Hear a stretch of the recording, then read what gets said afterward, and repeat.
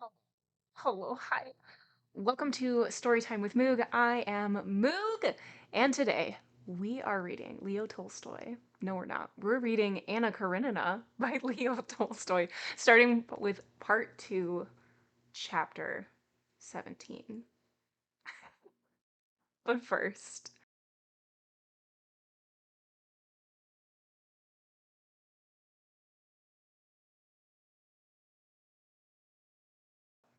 reading updates. I finished Seven and a Half Deaths of Evelyn Hardcastle by Stuart Turton. The brain is working really hard right now to remember. I finished that and I enjoyed it. It was okay. It's kind of like a mix of like a closed room murder mystery, but also like more science fiction involved or more fantasy, however you want to view it. In that our main character has 8 full days to figure out who the person is that's getting murdered and who the culprit is. But the catch is every day our main character wakes up in a different person's body who is like a suspect or who's like in this closed room. And it's wild. It's weird and it's wild. There's a lot more rules involved that I just can't remember, but it's interesting. It's a good kind of take on like a murder mystery thing.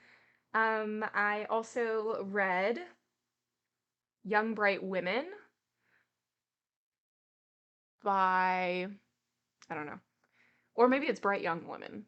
It's something like that. It's something like that, but it is multiple timeline, multiple POV, and it's this person who survived this mass attack in her sorority when she was in college, and she survived, and now it's, thousands of days later, and she has to go back to the state of where her college was and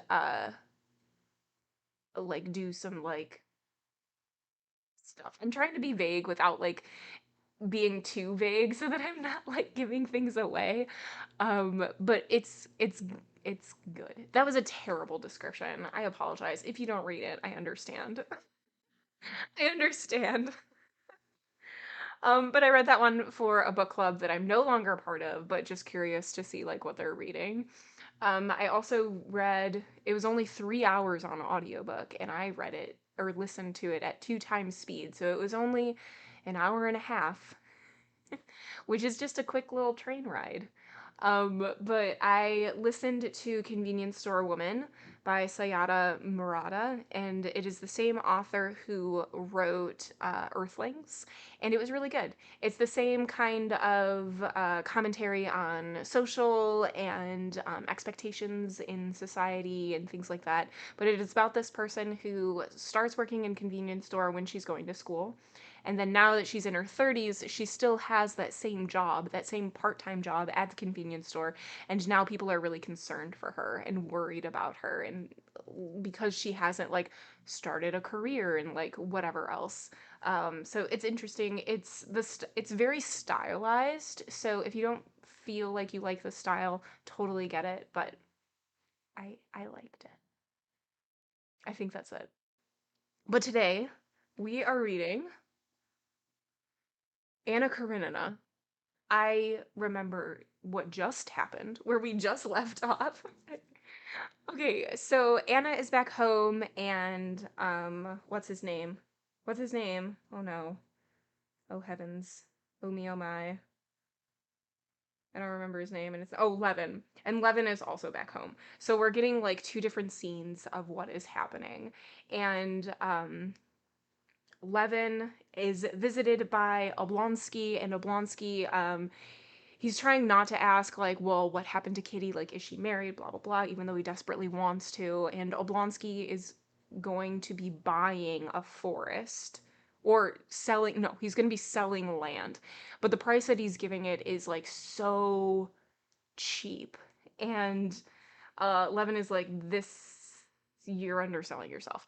blah, blah, blah. And also he just like blurts out, is Kitty married? And then Oblonsky tells him, no, actually, she's really sick and she is abroad trying to recover. Like, she almost died, like, blah, blah, blah. And he's like, oh, interesting. And with Anna, she is trying to, like, bat away Vronsky because she's a married woman, even though her marriage isn't super happy or super fulfilling. And so he is like trying to like needle away or pick away at her and drive a wedge between the marriage, like make a bigger wedge between their marriage. And so that he can like sidle up and be like the one. You know what I mean? You know what I mean. And I think those are like the high notes of what's happening, I think. Oh, yes.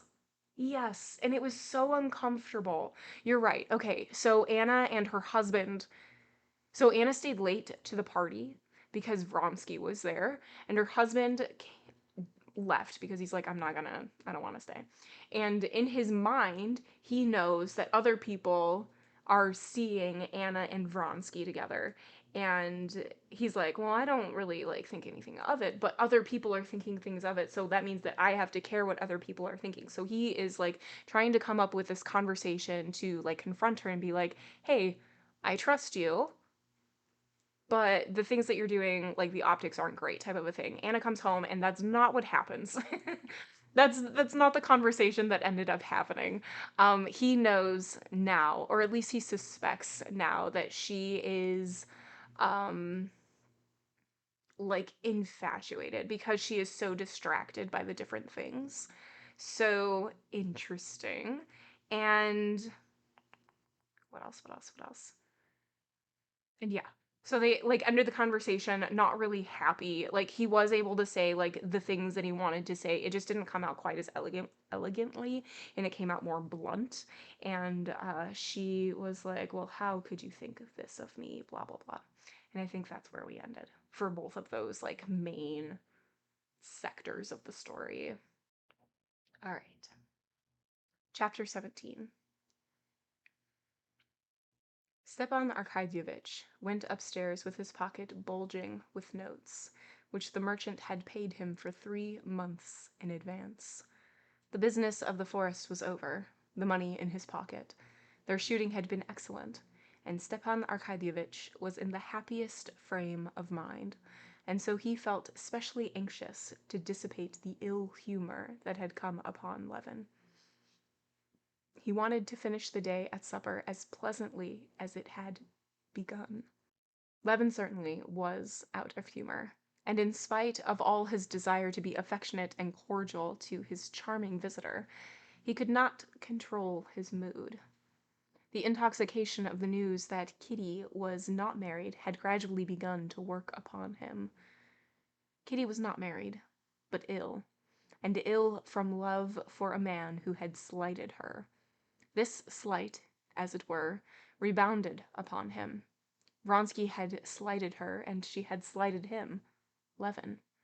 Consequently, Vronsky had the right to despise Levin, and therefore he was his enemy. But all this Levin did not think out. He vaguely felt that there was something in it insulting to him, and he was not angry now at what had disturbed him, but he fell foul of everything that presented itself.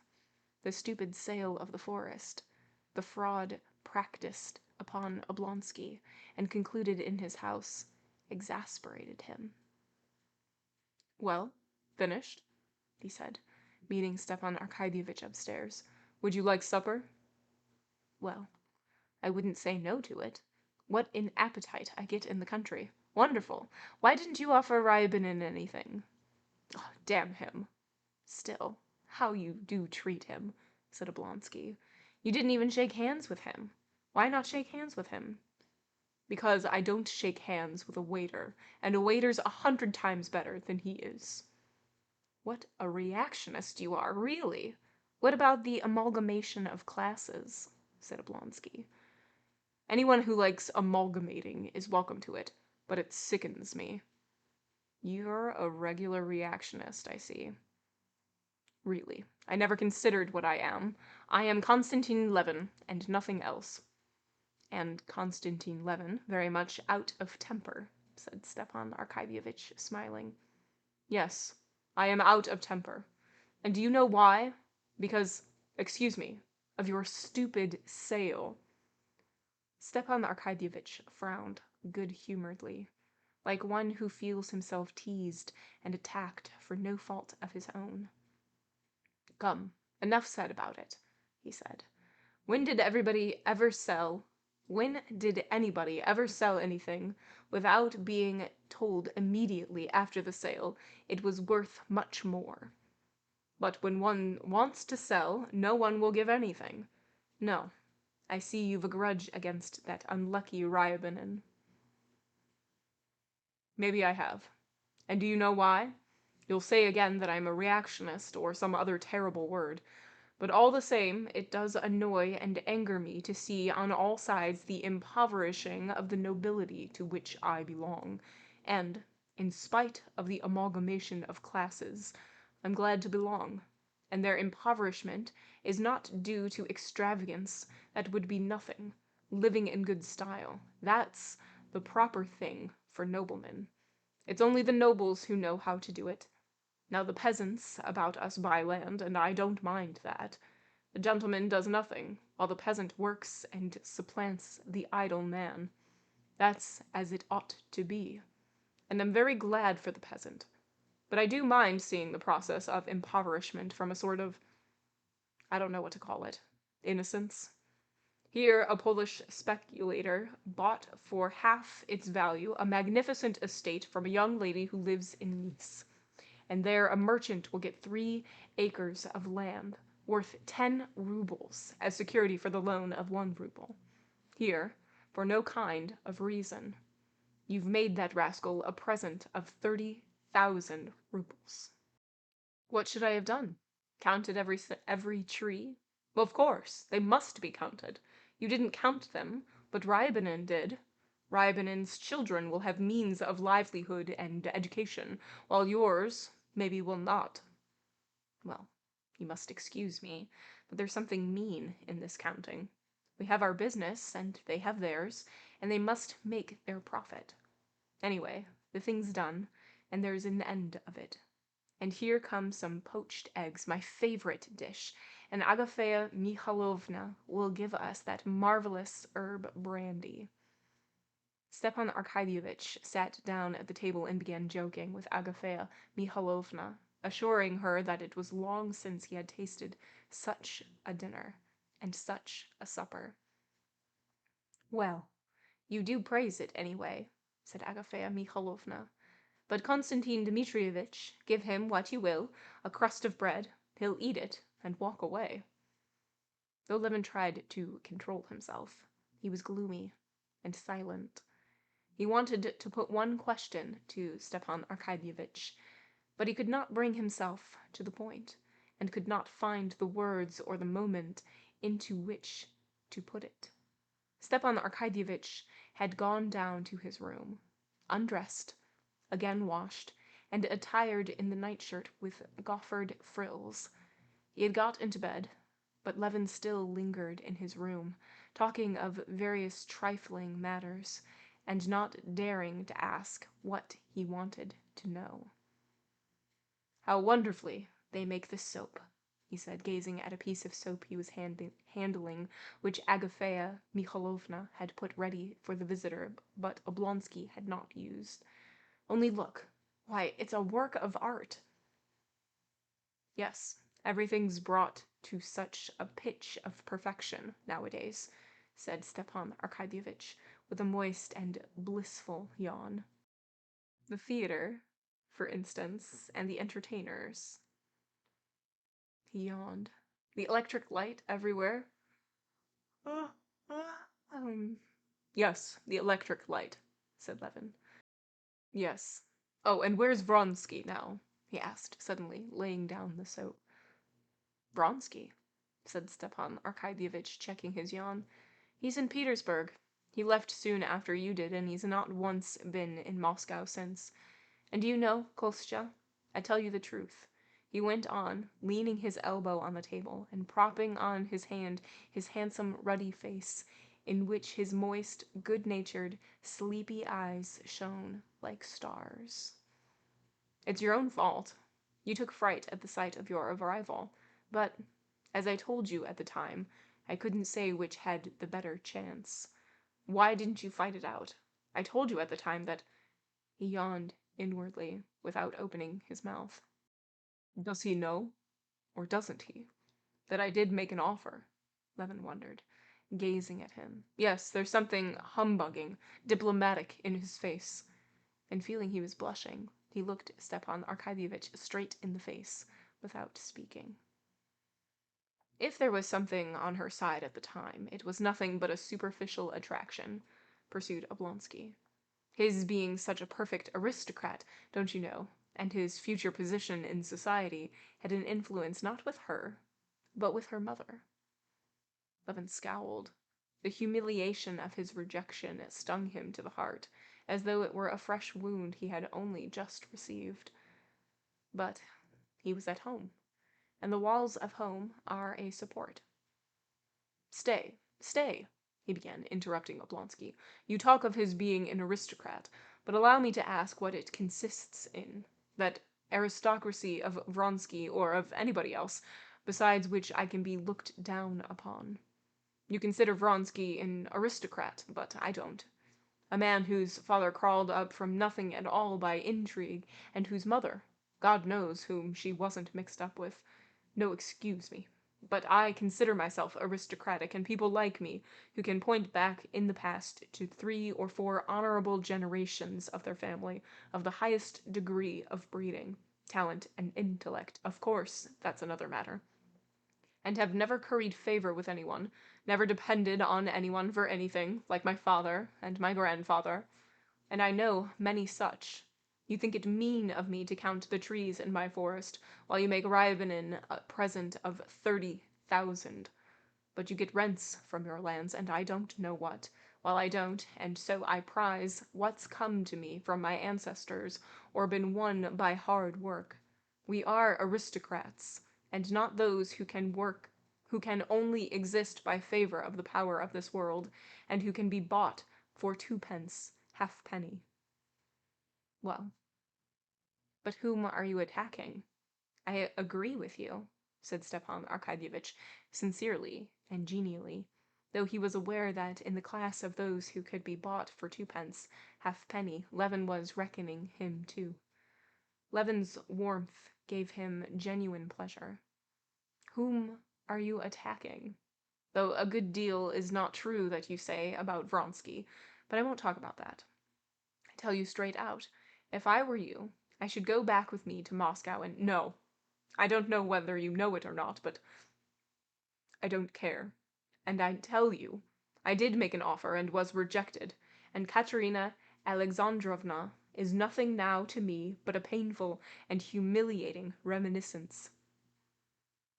Whatever for? What nonsense! But we won't talk about it. Please forgive me if I've been nasty, said Levin. Now that he had opened his heart, he became as he had been in the morning. You're not angry with me, Stiva?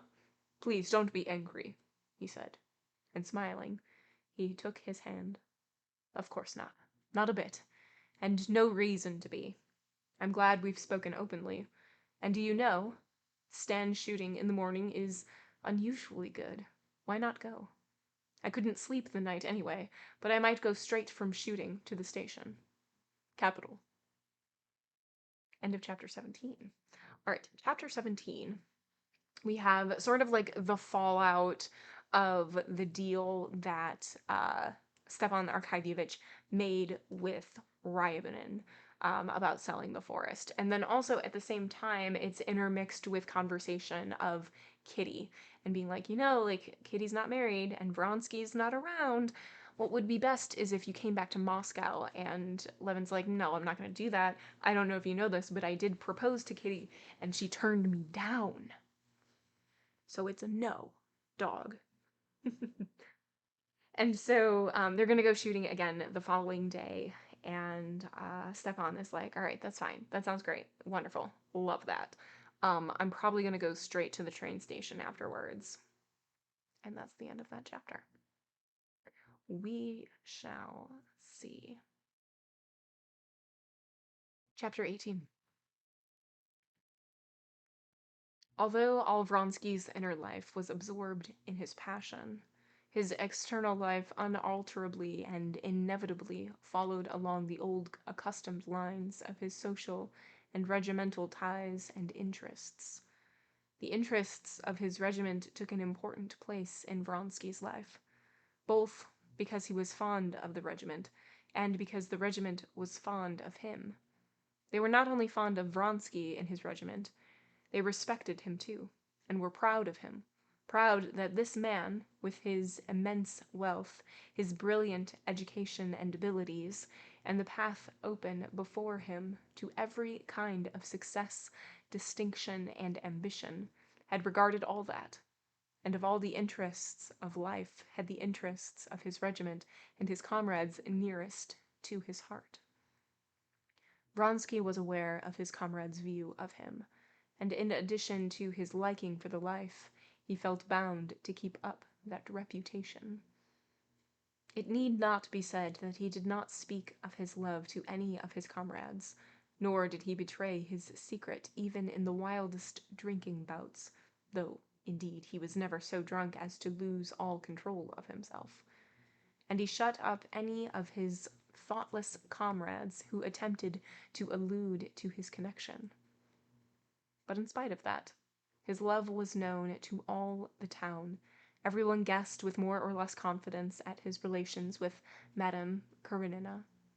The majority of the younger men envied him for just what was the most irksome factor in his love, the exalted position of Karenin, and the consequent publicity of their connection in society. The greater number of the young women who envied Anna and had long been weary of hearing her called virtuous, rejoiced at the fulfillment of their predictions, and were only waiting for a decisive turn in public opinion to fall upon her with all the weight of their scorn. They were already making ready their handfuls of mud to fling at her when the right moment arrived. The greater number of the middle-aged people and certain great personages were displeased at the prospect of the impending scandal in society. Vronsky's mother, on hearing of his connection, was at first pleased at it, because nothing to her mind gave such a finishing touch to a brilliant young man as a liaison in the highest society. She was pleased, too, that Madame Karenina, who had so taken her fancy, and had talked so much of her son, was, after all, just like all other pretty and well-bred women, at least according to the Countess Voronskaya's idea. But she had heard of late that her son had refused a position offered him of great importance to his career, simply in order to remain in the regiment, where he could be constantly seeing Madame Karenina. She learned that great personages were displeased with him on this account, and she changed her opinion. She was vexed, too, that from all she could learn of this connection it was not that brilliant, graceful, worldly liaison which she would have welcomed, but a sort of Wertherish, desperate passion, so she was told, which might well lead him into imprudence. She had not seen him since his abrupt departure from Moscow, and she sent her elder son to bid him come to see her. His elder son, too, was displeased with his younger brother. He did not distinguish what sort of love his might be, big or little, passionate or passionless, lasting or passing. He kept a ballet girl himself, though he was the father of a family, so he was lenient in these matters. But he knew that this love affair was viewed with displeasure by those whom it was necessary to please, and therefore he did not approve of his brother's conduct. Besides the service and society, Vronsky had another great interest: horses. He was passionately fond of horses. That year, races and a steeplechase had been arranged for the officers. Vronsky had put his name down, bought a thoroughbred English mare, and in spite of his love affair, he was looking forward to the races with intense, though reserved, excitement. These two passions did not interfere with one another. On the contrary, he needed occupation and distraction quite apart from his love, so as to recruit and rest himself for the violent emotions that agitated him. End of chapter 18. That ended abruptly. I thought it was going to go to a next page, but no. End of the chapter. Okay, so chapter 18, we are back in St. Petersburg, and there's murmurings about Anna and Vronsky. And Vronsky was actually offered a better position, and he turned it down. His reasoning, because he enjoys, his comrades, he's loyal to them, he doesn't want to leave them, he enjoys the work that he's doing, all of these things. But in reality, and what other people have perceived, is that he turned it down so that he could stay near Anna. And all of the women who are, part of this area who have been jealous of Anna have been just waiting for this moment for her, virtue to be questioned. And so they are just ever so patiently waiting to be able to just throw mud, figuratively, I'm assuming. Although maybe literally, to just throw mud at Anna, like besmirch her, and they're just so excited to see her taken down a peg because she is like looked up as like the most virtuous like person, and she's like beautiful and all of these other things. And excellent, yeah, a growing of tensions. Oof, oof, it's so exciting. Can you feel it? Can you feel the pot simmering? Chapter 19.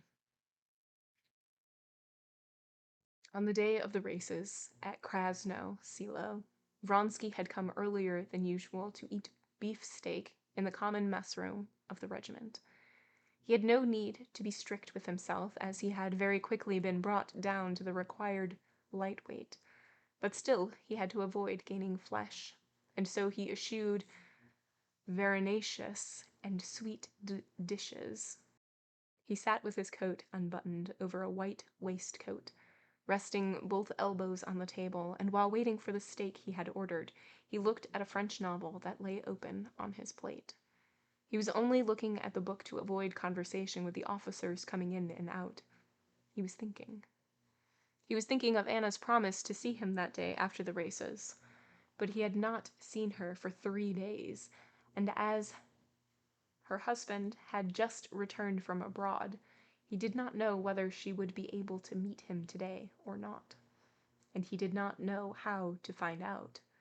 He had had his last interview with her at his cousin Betsy's summer villa. He visited the Karenins' summer villa as rarely as possible. Now he wanted to go there, and he pondered the question how to do it. Of course, I shall say Betsy has sent me to ask whether she's coming to the races. Of course I'll go, he decided, lifting his head from the book, and as he vividly pictured the happiness of seeing her, his face lighted up.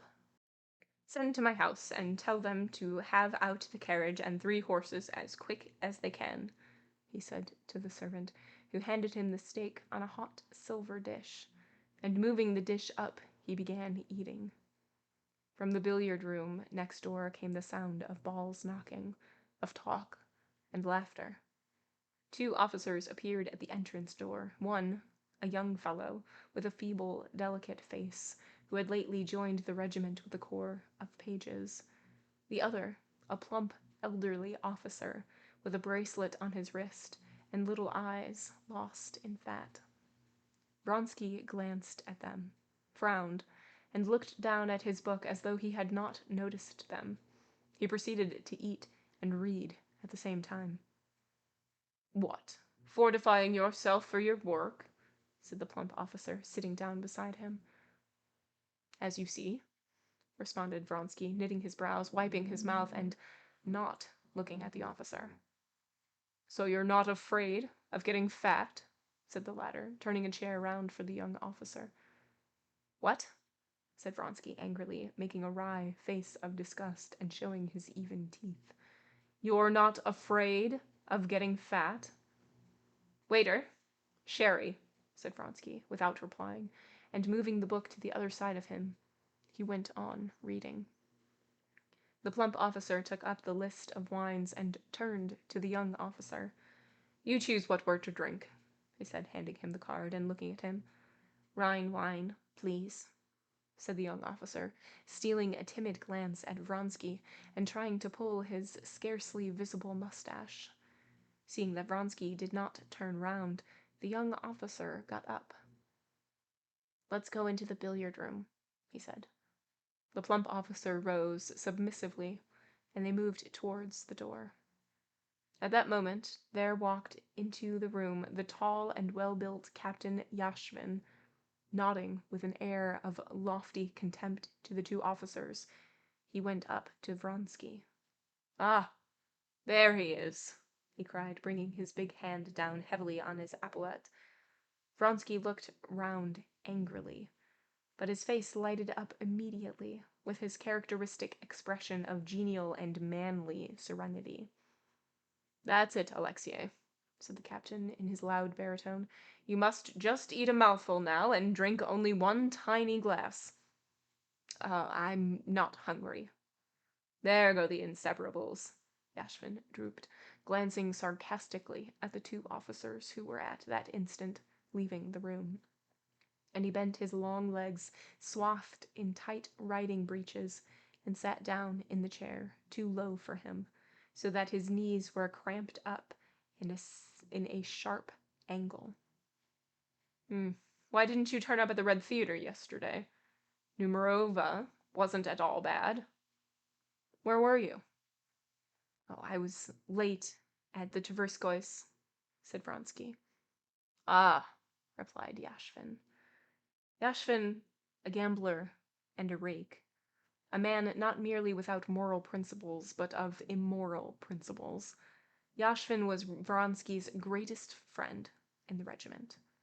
Vronsky liked him both for his exceptional physical strength, which he showed for the most part by being able to drink like a fish, and do without sleep without being in the slightest degree affected by it, and for his great strength of character, which he showed in his relations with the comrades and superior officers, commanding both fear and respect, and also at cards, when he would play for tens of thousands, and however much he might have drunk, always with such skill and decision that he had reckoned the very best player in the English club. Vronsky respected and liked Yashvin, particularly because he felt Yashvin liked him, not for his name and his money, but for himself. And of all men he was the only one with whom Vronsky would have liked to speak of his love. He felt that Yashvin, in spite of his apparent contempt for every sort of feeling, was the only man who could, so he fancied, comprehend the intense passion which now filled his whole life. Moreover, he felt certain that Yashvin, as it was, took no delight in gossip and scandal, and interpreted his feeling rightly, that is to say, knew and believed that his passion was not a jest, not a pastime, but something more serious and important. Vronsky had never spoken to him of his passion, but he was aware that he knew all about it, and that he put the right interpretation on it, and he was glad to see that in his eyes. Yes, he said, to the announcement that Vronsky had been at Tverskoy's, and his black eyes shining, he plucked at his left mustache and began twisting it into his mouth, a bad habit he had. Well, and what did you do yesterday? Win anything? Asked Vronsky. 8,000. But 3 don't count. He won't pay up. Oh, then you can afford to lose over me, said Vronsky, laughing. Yashvin had bet heavily on Vronsky in the races. No chance of my losing. Mahotin's the only one, That's risky. And the conversation passed to forecasts of the coming race, the only thing Vronsky could think of just now. Come along, I've finished, said Vronsky, and getting up, he went to the door. Yashvin got up too, stretching his long legs and his long back. It's too early for me to dine, but I must have a drink. I'll come along directly. Hi, wine? He shouted, in his rich voice, that always rang out so loudly at drill, and set the windows shaking now. No, all right, he shouted again immediately after. You're going home, so I'll go with you. And he walked out with Vronsky. End of chapter 19. Very short. These chapters are just like chicka chicka chicka chicka chicka. So this one was very short. We are with Vronsky, and he's eating, but not like he's eating and reading, but he's not really paying attention to reading. He's just thinking, and he's just thinking about Anna, because what else would he possibly be thinking about? And in walk these two officers, and they both kind of like just try to like get under his skin a little bit, and Vronsky's not having it, and he doesn't play their game, and so they just like get up and they leave. And then his bestest friend in the regiment comes in, and he is somewhat, what did they call him, a rake, a good time, that sort of thing. He drinks a lot, he gambles, he plays a lot of cards, but he's also like super charismatic and all of these things. Like he has like a loud commanding voice, and so we now have a new character thrown in the mix. Excellent, as if we did not have enough. um but yeah, so it was mostly like his introduction towards the end of that chapter. And chapter 20.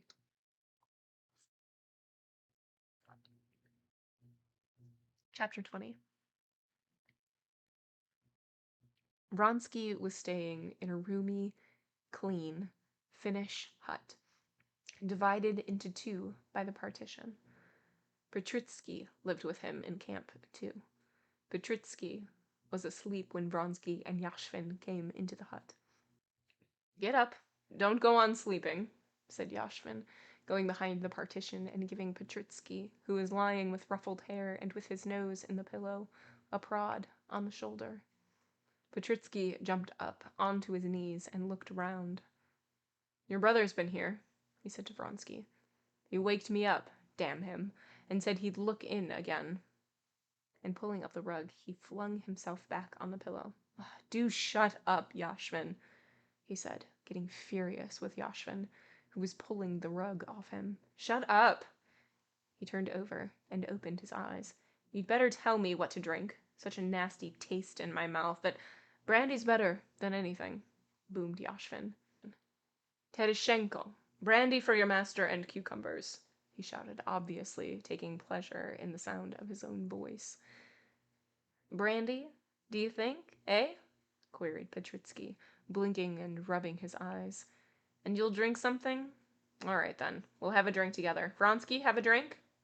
Said Petritsky, getting up and wrapping the tiger-skin rug round him. He went to the door of the partition wall, raised his hands, and hummed in French. There was a king in blue. Vronsky, will you have a drink? Go along, said Vronsky, putting the coat his valet handed to him. Where are you off to? Asked Yashvin. Ah, here are your 3 horses, he added, seeing the carriage drive up. To the stables, and I've got to see Bryansky, too, about the horses, said Vronsky. Vronsky had, as a fact, promised to call at Bryansky's, some 8 miles from Peterhof, and to bring him some money owing for some horses, and he hoped to have time to get that in, too. But his comrades were at once aware that he was not only going there.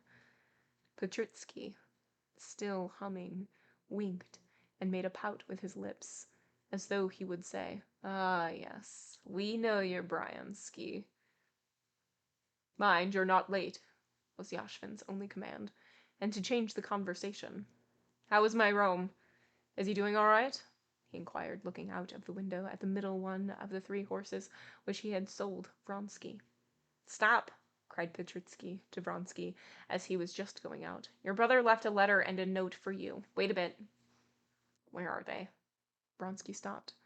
Well, where are they? Where are they? That's just the question, said Petritsky solemnly, moving his forefinger upward from his nose. Come, tell me, this is silly, said Vronsky, smiling.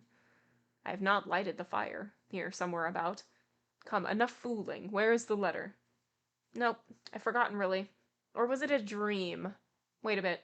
Wait a bit.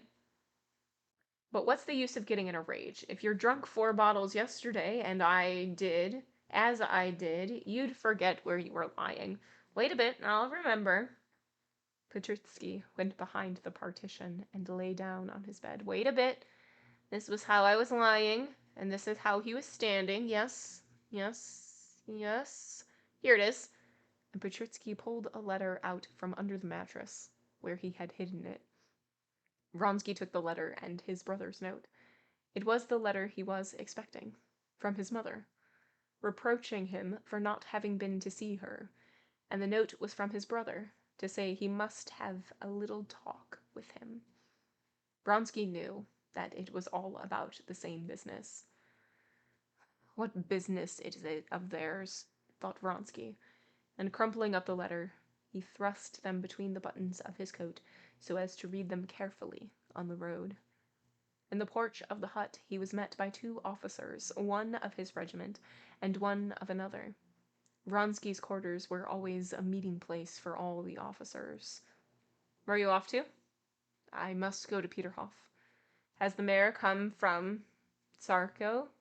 Yes, but I've not seen her yet. They say Mahotin's gladiator's lame. Nonsense. But however are you going to race in this mud? Cried the other. Here are my saviors, cried Petritsky, seeing them come in. Before him stood the orderly with a tray of brandy and salted cucumbers. Here's Yashvin ordering me to drink a pick-me-up. Well, you did give it to us yesterday, said one of those who had come in. You didn't let us get a wink of sleep last night. Oh, didn't we make a pretty finish? Said Petritsky. Volkov climbed onto the roof and began telling us how sad he was. I said, let's have music, the funeral march. He fairly dropped asleep on the roof over the funeral march. Drink it up. You positively must drink the brandy, and then seltzer water, and a lot of lemon, said Yashvin, standing over Petritsky like a mother making a child take medicine. And then a little champagne. Just a small bottle. Come, there's some sense in that. Stop a bit, Vronsky. We'll all have a drink. No. Goodbye, all of you. I'm not going to drink today.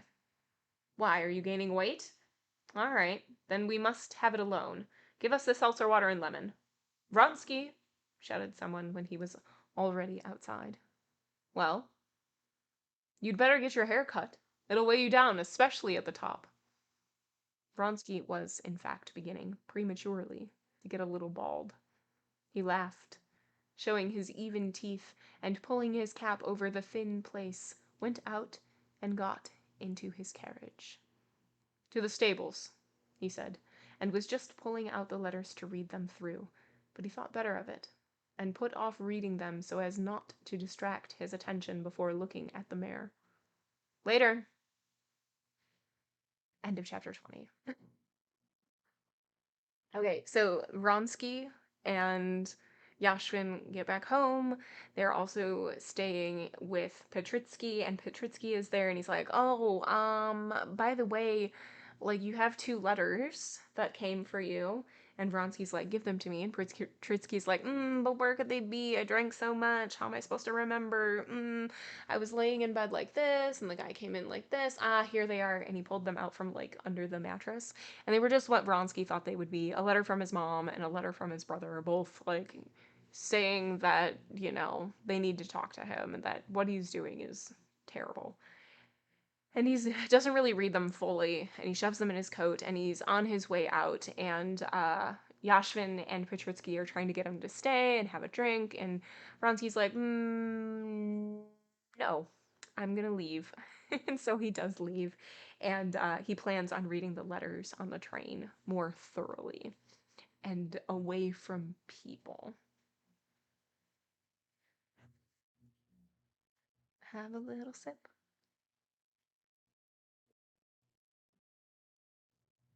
All right. Chapter 21. The temporary stable, a woodshed, had been put up close to the race course, and there his mare was to have been taken the previous day. He had not yet seen her there. During the last few days he had not ridden her out for exercise himself, but had put her in the charge of the trainer, and so now he positively did not know in what condition his mare had arrived yesterday, and was today. He had scarcely got out of his carriage when his groom, the so-called stable boy, recognizing the carriage some way off, called the trainer. A dry-looking Englishman in high boots and a short jacket, clean-shaven except for a tuft below his chin, came to meet him, walking with the uncouth gait of jockey, turning his elbows out and swaying from side to side. "Well, how's Frou-Frou?" Vronsky asked in English. "All right, sir," the Englishman's voice responded, somewhere in the inside of his throat. "Better not go in," he added, touching his hat. "I've put a muzzle on her, and the mare's fidgety. Better not go in. It'll excite the mare." "I'm going in. I want to look at her." "Come along, then," said the Englishman, frowning and speaking with his mouth shut, and with swinging elbows he went on in front with his disjointed gait. They went into the little yard in front of the shed. A stable boy, spruce and smart in his holiday attire, met them with a broom in his hand, and followed them. In the shed there were 5 horses in their separate stalls, and Vronsky knew that his chief rival, Gladiator, a very tall chestnut horse, had been brought there, and must be standing among them. Even more than his mare, Vronsky longed to see Gladiator, whom he had never seen. But he knew that by the etiquette of the race course it was not merely impossible for him to see the horse, but improper even to ask questions about him.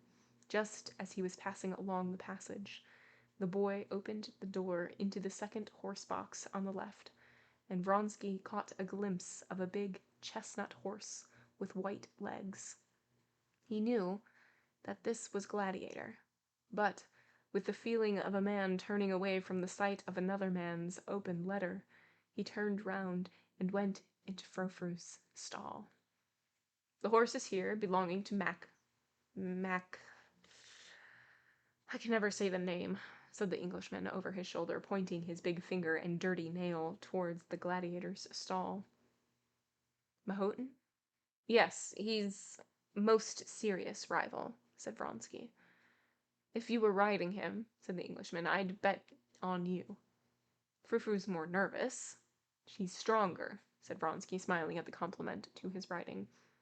"In the steeplechase it all depends on riding and on pluck," said the Englishman.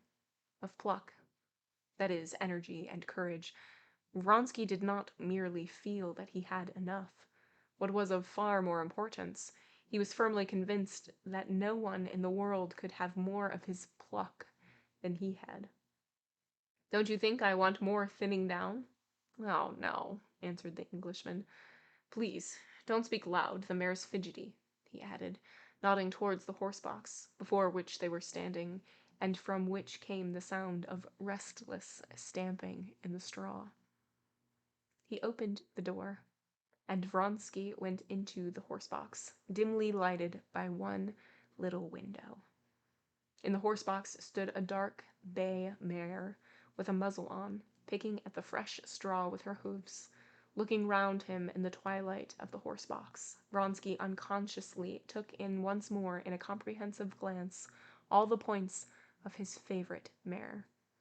Frou-Frou was a beast of medium size, not altogether free from reproach, from a breeder's point of view.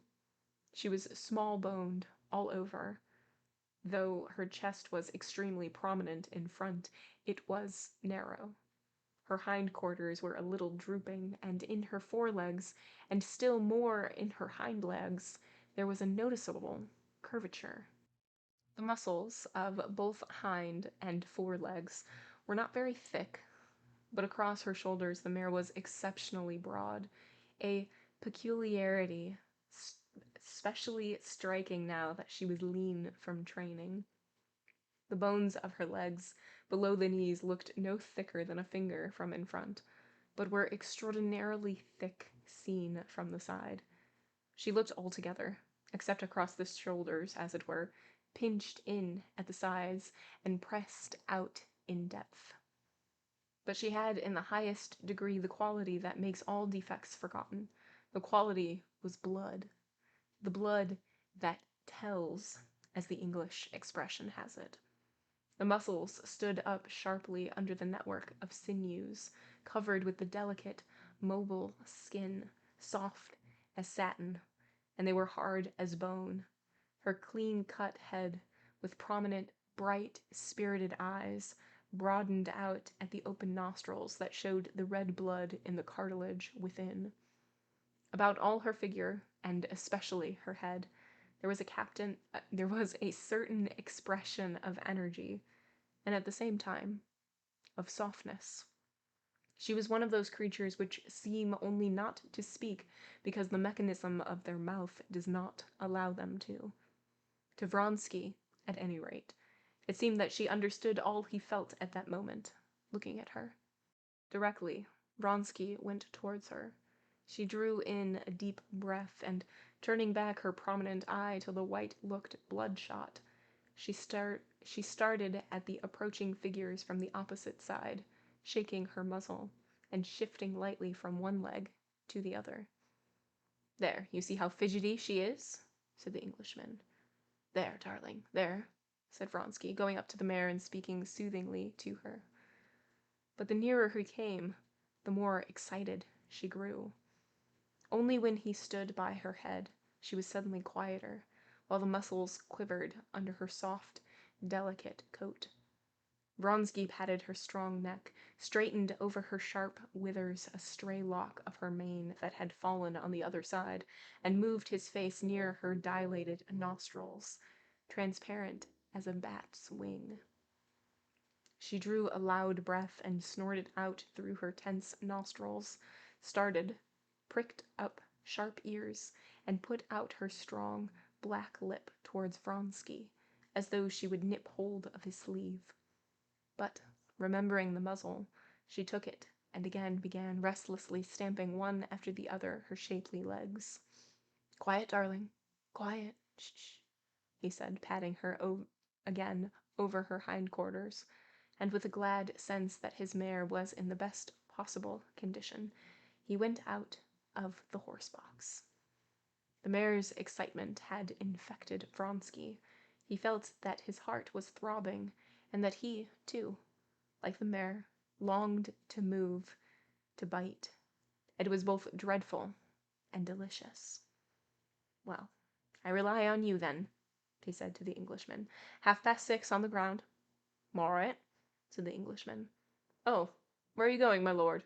he said suddenly, using the title "my lord," which he had scarcely ever used before.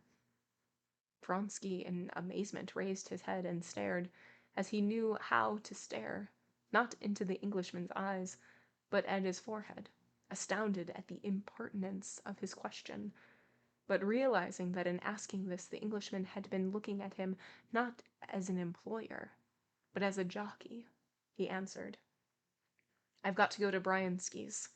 I shall be home within an hour." "How often I'm asked that question today," he said to himself, and he blushed, a thing which rarely happened to him. The Englishman looked gravely at him, and, as though he, too, knew where Vronsky was going, he added, "The great thing's to keep quiet before a race," he said. "Don't get out of temper or upset about anything." "All right," answered Vronsky, smiling, and jumping into his carriage. He told the man to drive to Peterhof. Before he had driven many paces away, the dark clouds that had been threatening rain all day broke, and there was a heavy downpour of rain. "What a pity," thought Vronsky, putting up the roof of the carriage. It was muddy before. Now it will be a perfect swamp. As he sat in solitude in the closed carriage, he took out his mother's letter and his brother's note and read them through. Yes, it was the same thing, over and over again. Everyone, his mother, his brother, everyone thought fit to interfere in the affairs of his heart. This interference aroused in him a feeling of angry hatred, a feeling he had rarely known before. What business is it of theirs? Why does everyone feel called upon to concern himself about me? And why do they worry me so? Just because they see that this is something they can't understand. If it were a common, vulgar, worldly intrigue, they would have left me alone. They feel that this is something different, that this is not a mere pastime, that this woman is dearer to me than life, and this is incomprehensible, and that's why it annoys them. Whatever our destiny is or may be, we have made it ourselves, and we do not complain of it, he said, and the word we linking himself to Anna. No, they must needs teach us how to live. They haven't an idea of what happiness is. They don't know that without our love, for us there is neither happiness nor unhappiness. No life at all, he thought. He was angry with all of them for their interference just because he felt in his soul that they, all these people, were right. He felt that the love that bound him to Anna was not a momentary impulse which would pass, as worldly intrigues do pass, leaving no other traces in the life of either but pleasant or unpleasant memories. He felt all the torture of his own and her position, all the difficulty there was for them, conspicuous as they were in the eye of all the world, in concealing their love, in lying and deceiving. And in lying, deceiving, feigning, and continually thinking of others, when the passion that united them was so intense that they were both oblivious to everything else but their love. He vividly recalled all the constantly recurring instances of inevitable necessity for lying and deceit, which were so against his natural bent. He recalled particularly vividly the shame he had more than once detected in her at this necessity for lying and deceit. And he experienced the strange feeling that had sometimes come upon him since his secret love for Anna. This was a feeling of loathing for something, whether for Alexei Alexandrovitch, or for himself, or for the whole world, he could not have said. But he always drove away this strange feeling. Now, too, he shook it off and continued the thread of his thoughts. Yes, she was unhappy before, but proud and at peace. And now she cannot be at peace and feel secure in her dignity, though she does not show it. Yes, we must put an end to it, he decided. And for the first time the idea clearly presented itself that it was essential to put an end to this false position, and the sooner the better. Throw up everything, she and hide ourselves somewhere alone with our love, he said to himself. End of chapter 21. All right, chapter 21. Vronsky goes to see his horse. And she's a beautiful horse. She's great. She's a little spirited. She's like a little like bop bop bop in her little, I don't know, not a kennel, but where the horses go. I don't know. And the Englishman there is like, talking to him, and it seems like he knows where he's gonna go. And so Vronsky is like, yep, I'm off to wherever. I forgot what he said, where he was going. And so the Englishman is like, like before a race, just make sure you don't upset yourself. Make sure that you're calm and in a good state of mind. And Vronsky's like, it almost seems like he knows where I'm going. And then while he's in the carriage on his way to Peterhof, He's reading the letters from his mom and the note from his brother, and he's just saying that it's the same thing over and over again, and that his mom, his brother, and everybody else just seems the need to insert themselves into his love life. And he said that, like, they feel that they need to say something because it is something that is so different than, like, I don't know, a regular occurrence. And if it was a regular occurrence, then they wouldn't feel the need to, like, demonize it or whatever. And yeah, that's pretty much it. And then he starts, like, waxing poetic about that, about how much he thinks about Anna and all that good stuff. I'm excited. You can right now we're a little slow moving. It's a little slow. It's more character driven, and that's okay. Because while all of this is happening, we're still getting this, like, bubbling. We're getting the whispers in the background. We're getting the tension building. The guitar string is being, tightened. I don't know. That's not a thing that people say, but it's something that I just said.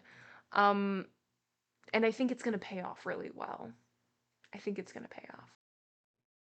Chapter 22.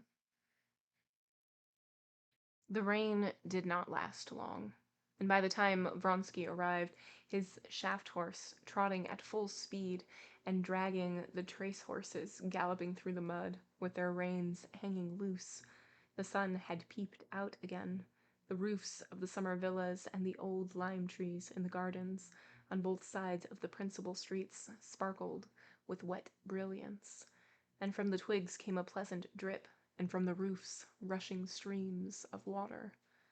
He thought no more of the shower spoiling the racecourse, but was rejoicing now that, thanks to the rain, he would be sure to find her at home and alone, as he knew that Alexey Alexandrovitch, who had lately returned from a foreign watering place, had not moved from Petersburg. Hoping to find her alone, Vronsky alighted, as he always did, to avoid attracting attention, before crossing the bridge, and walked to the house. He did not go up the steps to the street door, but went into the court. "Has your master come?" he asked a gardener. "No, sir. The missus is at home. But will you please go to the front door? There are servants there," the gardener answered. "They'll open the door." "No, I'll go in from the garden." And feeling satisfied that she was alone, and wanting to take her by surprise, since he had not promised to be there today, and she would certainly not expect him to come before the races, he walked, holding his sword and stepping cautiously over the sandy path bordered with flowers, to the terrace that looked out upon the garden. Vronsky forgot now all that he had thought on the way of the hardships and difficulties of their position. He thought of nothing but that he would see her directly, not in imagination, but living, all of her, as she was in reality. He was just going in, stepping on his whole foot so as not to creak, just up the worn steps of the terrace, when he suddenly remembered what he always forgot, and what caused the most torturing side of his relations with her: her son, with his questioning, hostile, as he fancied, eyes. This boy was more often than anyone else to check upon their freedom. When he was present, both Vronsky and Anna did not merely avoid speaking of anything that they could not have repeated before everyone. They did not even allow themselves to refer by hints to anything the boy did not understand. They had made no agreement about this. It had settled itself. They would have felt it wounding themselves to deceive the child. In his presence, they talked like acquaintances.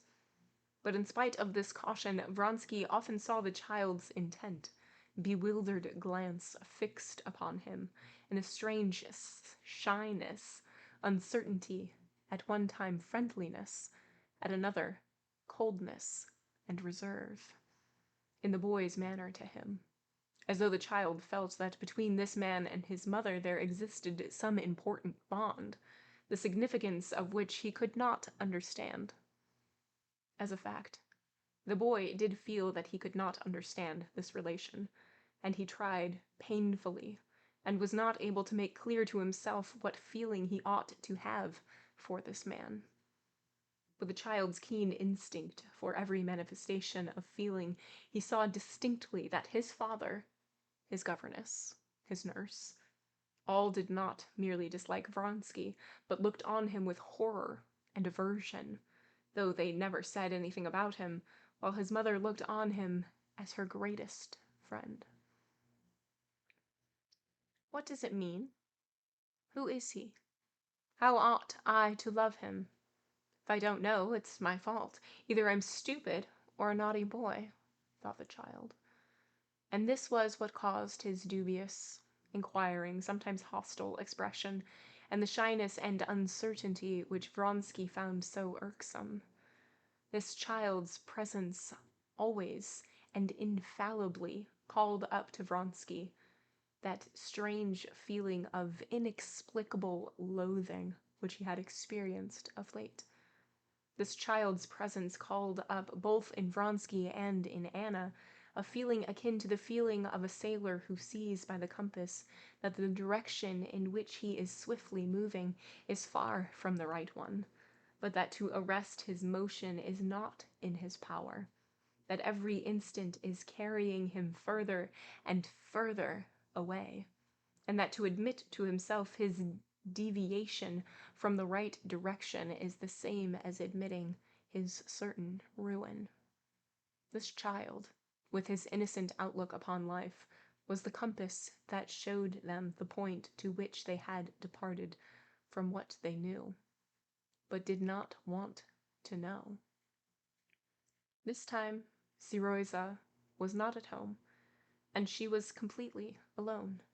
She was sitting on the terrace waiting for the return of her son, who had gone out for his walk and been caught in the rain. She had sent a manservant and a maid out to look for him. Dressed in a white gown deeply embroidered, she was sitting in a corner of the terrace behind some flowers, and did not hear him. Bending her curly black head, she pressed her forehead against a cool watering pot that stood on the parapet, and both her lovely hands, with the rings he knew so well, clasped the pot. The beauty of her whole figure, her head, her neck, her hands, struck Vronsky every time as something new and unexpected. He stood still, gazing at her in ecstasy, but directly he would have made a step to come nearer to her, she was aware of his presence, pushed away the watering pot, and turned his flushed face towards him. "What's the matter? Are you ill?" he said to her in French, going up to her.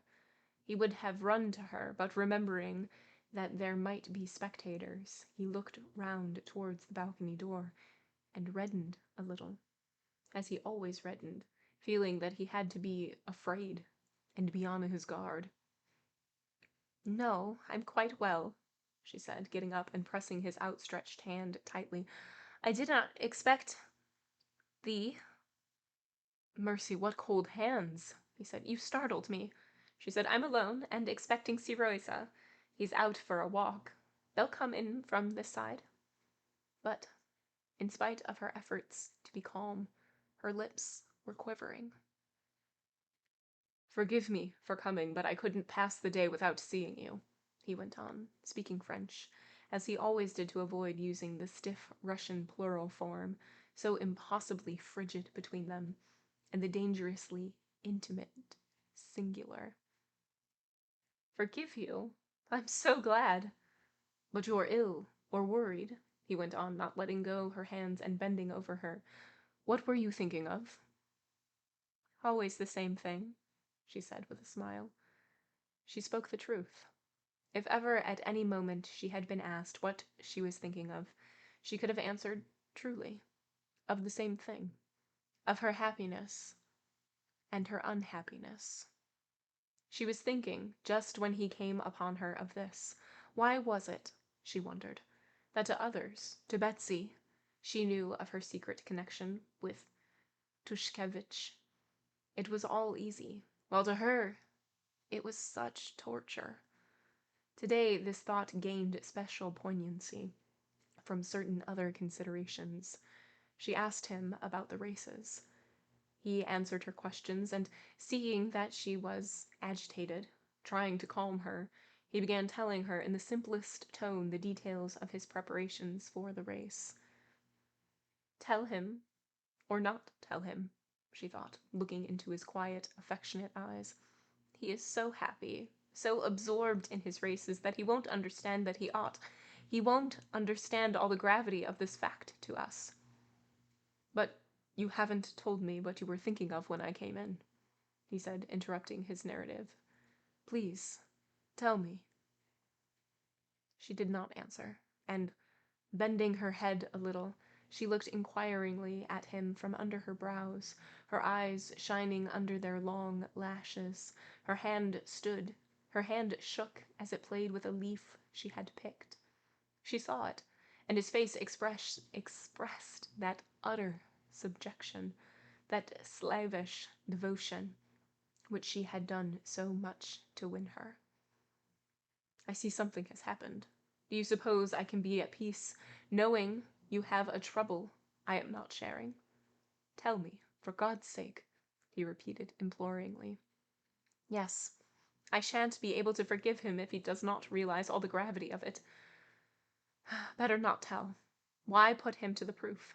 She thought, still staring at him in the same way, and feeling the hand that held the leaf was trembling more and more. For God's sake, he repeated, taking her hand. Shall I tell you? Yes. Yes. I am with child, she said, softly and deliberately. The leaf in her hand shook more violently, but she did not take her eyes off him, watching how he would take it. He turned white, would have said something, but stopped. He dropped her hand, and his head sank on his breast. Yes, he realizes all the gravity of it, she thought, and gratefully she pressed his hand. But she was mistaken in thinking he realized the gravity of the fact as she, a woman, realized it.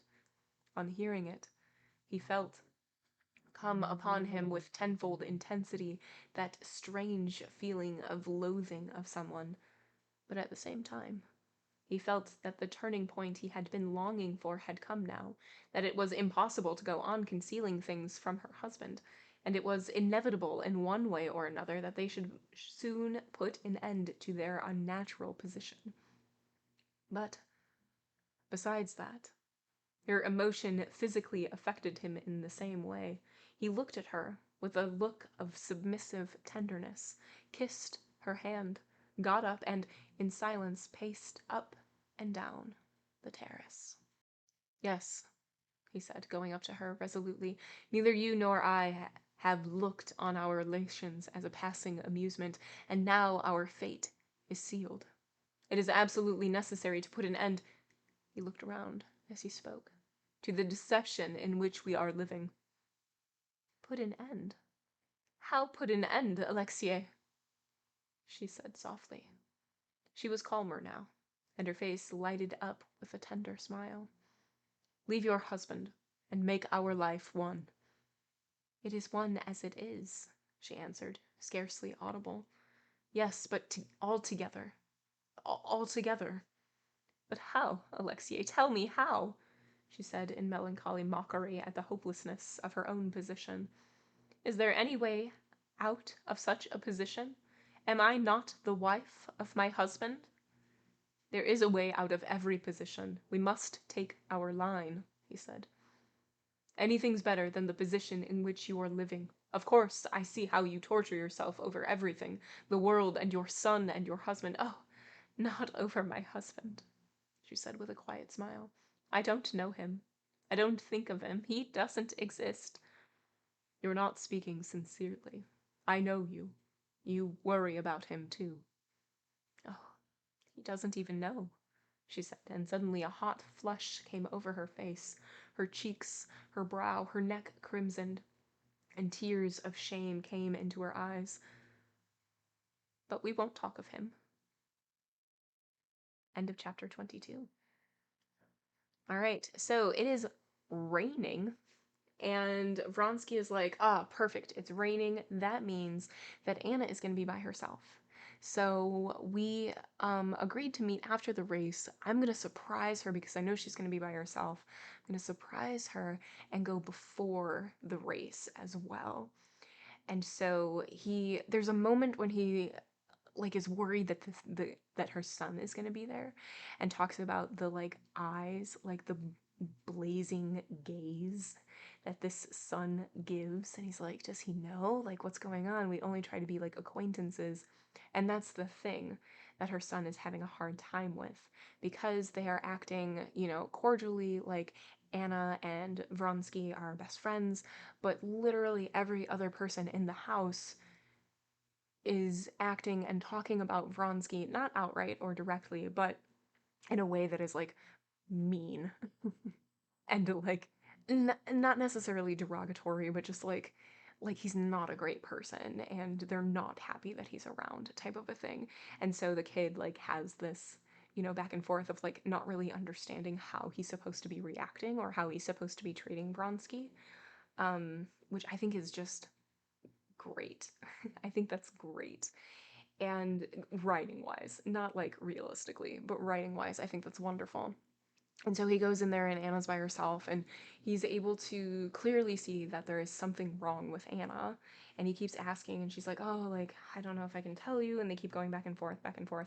And it turns out that Anna is with child. And Vronsky's like, well, I don't understand why you're so mad about this. Now we can be together. Now we can just, like, you can leave your husband and we can be one. And she's like, I don't know if you know that, but like I'm a wife and he's my husband. And so now we have like this huge conflict, and I am excited. Chapter 23. Vronsky had several times already, though not so resolutely as now, tried to bring her to consider their position. And every time he had been confronted by the same superficiality and triviality with which she met his appeal now. It was as though there was something in this which she could not or would not face, as though directly she began to speak of this, she, the real Anna, retreated somehow into herself, and another strange and unaccountable woman came out, whom he did not love, and whom he feared, and who was in opposition to him. But today he was resolved to have it out. Whether he knows it or not, said Vronsky in his casual, quiet, and resolute tone, there's nothing to do with us. We cannot. You cannot stay like this, especially now. What's to be done, according to you? She asked with the same frivolous irony. She, who has so feared he would take her condition too lightly, was now vexed with him for deducing from it the necessity of taking some step. Tell him everything, and leave him. Very well, let us suppose I do that, she said. Do you know what the result of that would be? I can tell you it all beforehand. And a wicked light gleamed in her eyes that had been so soft a minute ago. Ah, you love another man and have entered into criminal intrigues with him? Mimicking her husband, she threw an emphasis on the word criminal, as Alexei Alexandrovitch did. I warned you of the results of the religious, the civil, and the domestic relation. You have not listened to me. Now I cannot let you disgrace my name and my son, she had meant to say. But about her son she could not jest. Disgrace my name and more in the same style, she added. In general terms he'll say in his official manner and with all distinctness and precision that he cannot let me go, but will take all measures in his power to prevent scandal. And he will calmly and punctually act in accordance with his words. That's what will happen. He's not a man, but a machine, and a spiteful machine when he's angry, she added, recalling Alexei Alexandrovitch as she spoke, with all the peculiarities of his figure and manner of speaking, and reckoning against him every defect she could not find in him, softening nothing for the great wrong she herself was doing him. "But Anna," said Vronsky in a soft and persuasive tone, trying to soothe her, "we absolutely must, anyway, tell him, and then be guided by the line he takes." "What? Run away?" "And why not run away? I don't see how we can keep on like this, and not for my sake. I see that you suffer. Yes, run away, and become your mistress," she said angrily. "Anna," he said with reproachful tenderness. "Yes," she went on, "become your mistress, and complete the ruin of—" Again, she would have said, "my son," but she could not utter that word. Vronsky could not understand how she, with her strong and truthful nature, could endure this state of deceit and not long to get out of it. But he did not suspect that the chief cause of it was the word son, which she could not bring herself to pronounce. When she thought of her son, with his future attitude to his mother, who had abandoned his father, she felt such terror at what she had done, that she could not face it.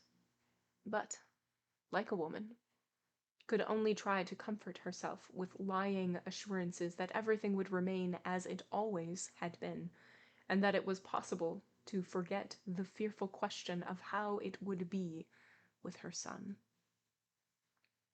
"I beg you, I entreat you," she said suddenly, taking his hand and speaking in quite a different tone, sincere and tender.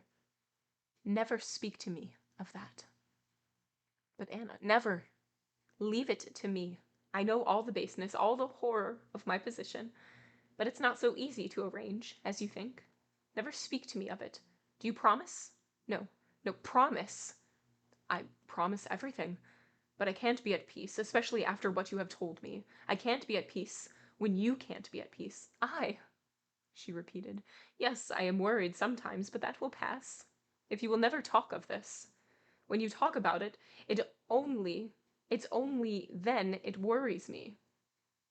"I don't understand," he said. "I know," she interrupted him, "how hard it is for your truthful nature to lie, and I grieve for you. I often think that you have ruined your whole life for me." "I was just thinking the very same thing," he said. "How could you sacrifice everything for my sake? I can't forgive myself that you are unhappy." "I unhappy?" she said, coming closer to him, and looking at him with an ecstatic smile of love. "I am like a hungry man who has been given food. He may be cold and dressed in rags and ashamed, but he is not unhappy. I unhappy? No, this is my unhappiness." She could hear the sound of her son's voice coming towards them, and glancing swiftly round the terrace, she got up impulsively. Her eyes glowed with the fire he knew so well. With a rapid movement, she raised her lovely hands, covered with rings, took his head, looked a long look into his face, and putting up her face with smiling, parted lips, swiftly kissed his mouth and both eyes, and pushed him away. She would have gone, but he held her back. "When?" he murmured in a whisper, gazing in ecstasy at her. "Tonight, at 1 o'clock," she whispered, and with a heavy sigh she walked with her light, swift step to meet her son. Siroza had been caught by the rain in the big garden, and he and his nurse had taken shelter in an arbor. "Well, au revoir," she said to Vronsky. "I must soon be getting ready for the races. Betsy promised to fetch me." Vronsky looked at his watch, went away hurriedly. End of chapter 23. A very short chapter. And just more of the, like, you need to leave, like, come with me type of a thing. I hate to see you unhappy. Come, leave your husband, be with me, we'll be happy together. And she's just like, you don't understand. Like, you want me to leave with you and what, like, be your mistress and, like, fully fall into ruin? Like, and what she's not saying for the reason that she doesn't want to leave is for her son. Like, she doesn't want Siroza to grow up and see that, like, his mom had left him to, like, have a family with somebody else, and she doesn't want that for him at all. And, like, that's, like, the unspoken, like, tether that she has that's so strong to keeping her, like, in her current situation. And Vronsky's like, well, I can't see you unhappy, blah, blah, blah. And she's like, oh, I'm not unhappy. I'm like, what did she say? I'm like a starving man who has been given food. Like, he doesn't notice his tatters that he's wearing or the cold outside. He's just happy for the food, like that sort of thing. It's all very dramatic. All of it. All of it is dramatic. All right. Chapter 24. When Vronsky looked at his watch on the Karenin's balcony, he was so greatly agitated and lost in his thoughts that he saw the figures on the watch's face, but could not take in what time it was. He came out on the high road and walked, picking his way carefully through the mud, to his carriage. He was so completely absorbed in his feeling for Anna that he did not even think what o'clock it was, and whether he had time to go to Bryansky's. He had left him, as often happens, only the external faculty of memory that points out each step one has to take, one after the other.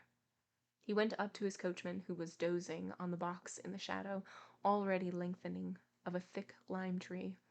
He admired the shifting clouds of midges circling over the hot horses, and, waking the coachman, he jumped into the carriage and told him to drive to Bryansky's.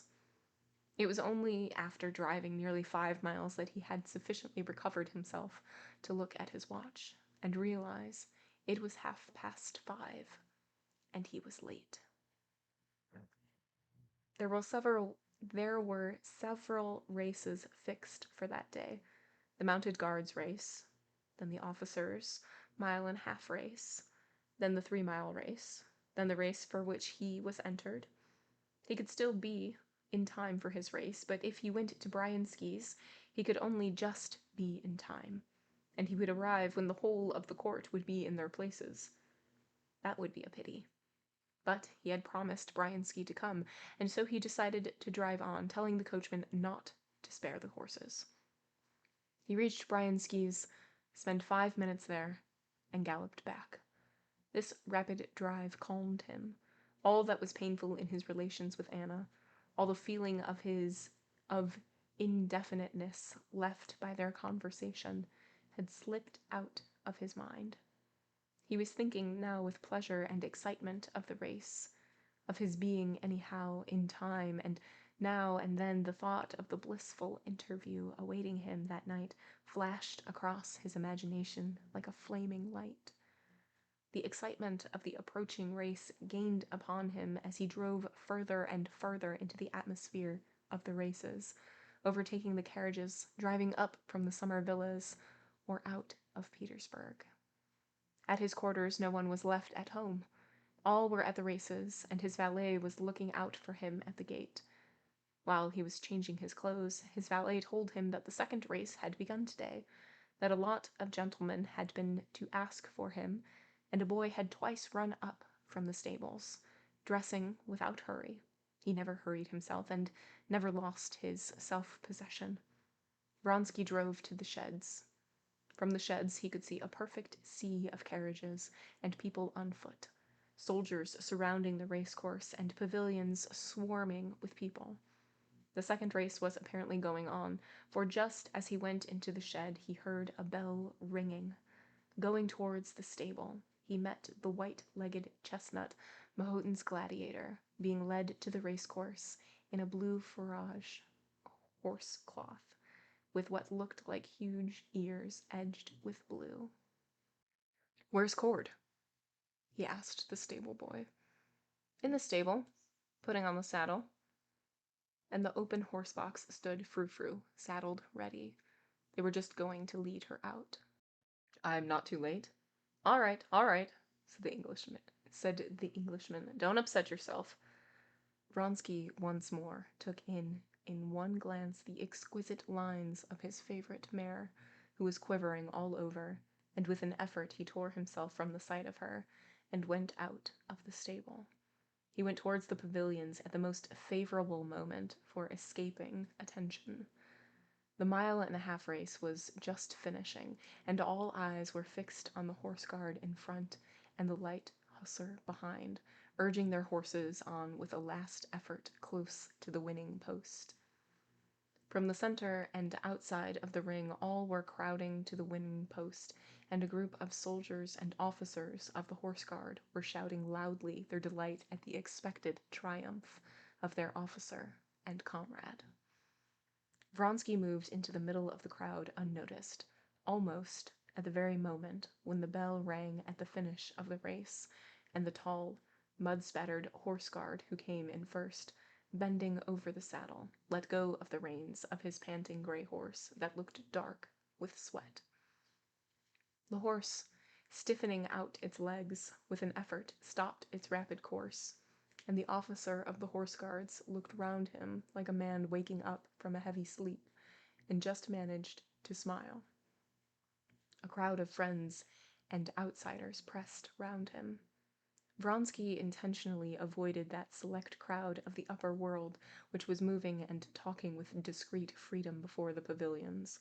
He knew that Madame Karenina was there, and Betsy, and his brother's wife, and he purposely did not go near them for fear of something distracting his attention. But he was continually met and stopped by acquaintances who told him about the previous races and kept asking him why he was so late. At the time when the racers had to go to the pavilions to receive the prizes, and all attention was directed to that point, Vronsky's elder brother, Alexander, a colonel with heavy fringed epaulets, came up to him. He was not tall, though as broadly built as Alexei, and handsomer and rosier than he. He had a red nose and an open, drunken-looking face. "Did you get my note?" he said. There's never any finding you." Alexander Vronsky, in spite of the dissolute life, and in especial the drunken habits for which he was notorious, was quite one of the court circle. Now, as he talked to his brother of the matter bound to be exceedingly disagreeable to him, knowing that the eyes of many people might be fixed upon him, he kept a smiling countenance, as though he were jesting with his brother about something of little moment.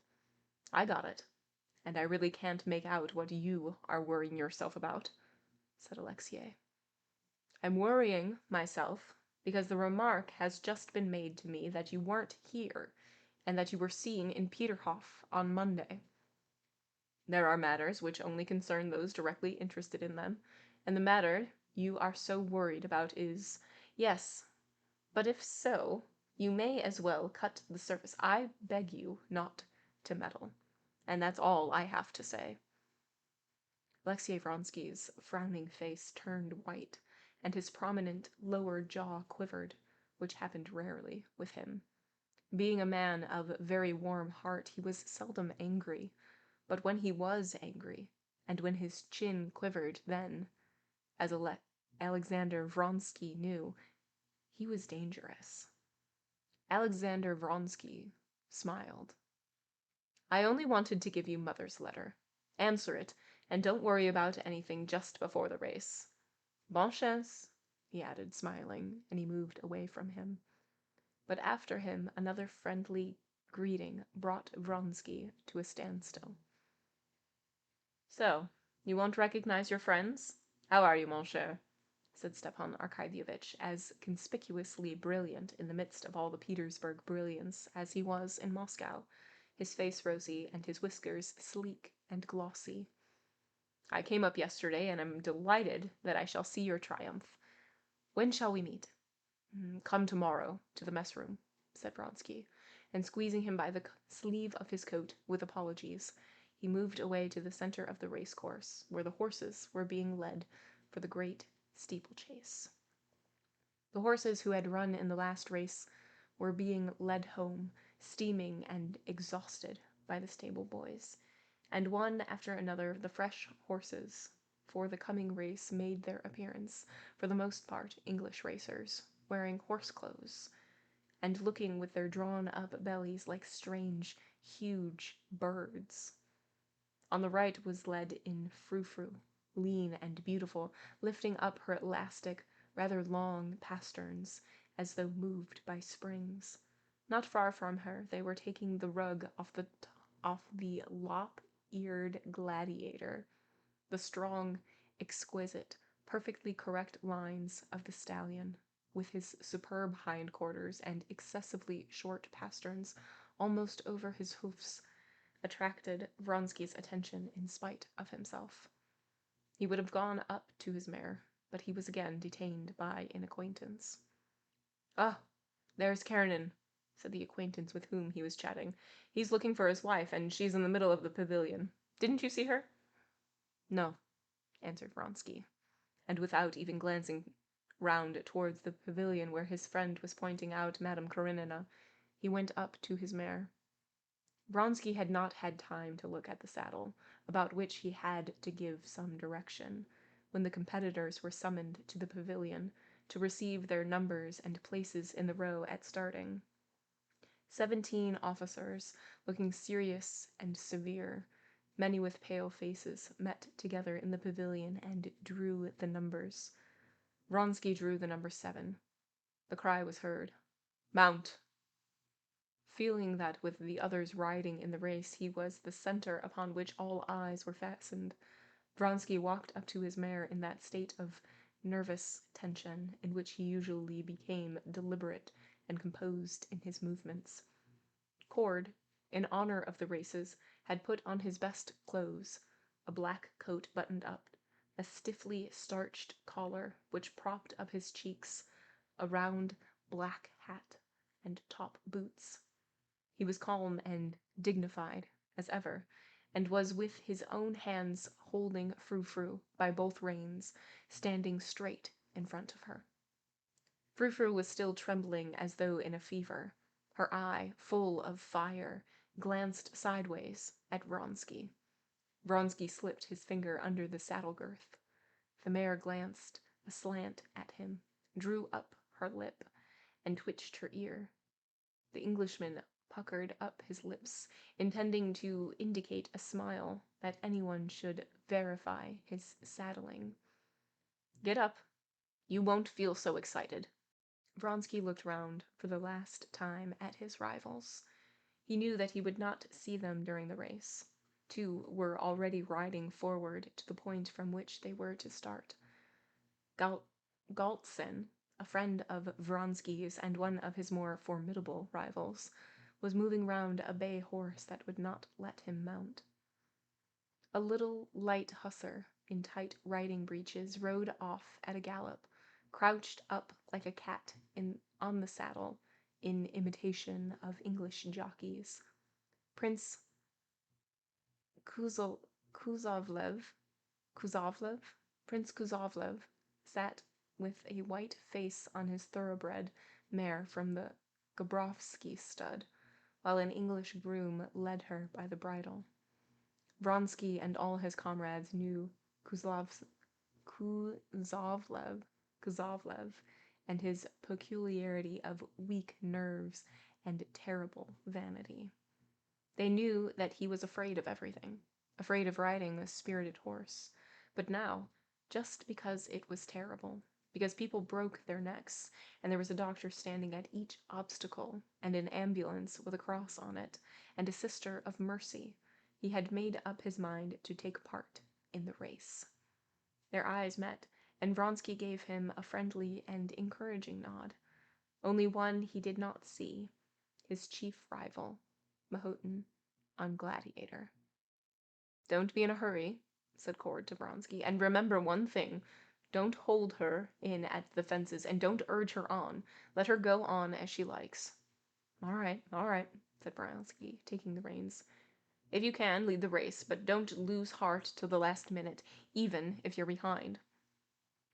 Before the mare had time to move, Vronsky stepped with an agile, vigorous movement into the steel-toothed stirrup, and lightly and firmly seated himself on the creaking leather of the saddle.